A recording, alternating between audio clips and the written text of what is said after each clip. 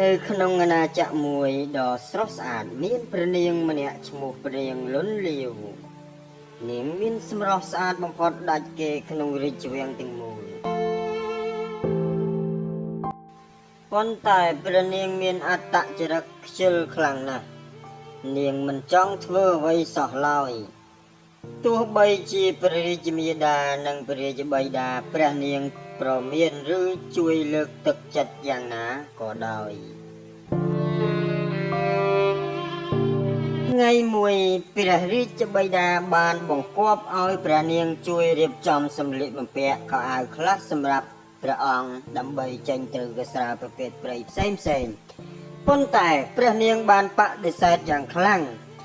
ព្រះនាងស្ទើរតែព្យាយាមអង្គុយស្ងៀមចាំឲ្យអ្នកដទៃឬក៏អ្នកកំដរធ្វើឲ្យវិញព្រះបាទដឹងថានាងកំពុងក្លាយជាមនុស្សខ្ជិលទៅហើយដូច្នេះព្រះរាជបិតាបានសម្រេចចិត្តយ៉ាងធ្ងន់ដើម្បីបញ្ជូនព្រះនាងទៅរស់នៅក្នុងភូមិមួយដ៏ដាច់ស្រយាលជាមួយនឹងប្រជាជនធម្មតាសាមញ្ញនាងត្រូវធ្វើការដូចស្រោចផ្កាសួនលាងចាននិងដាំបន្លែដូចប្រជាជនទូទៅ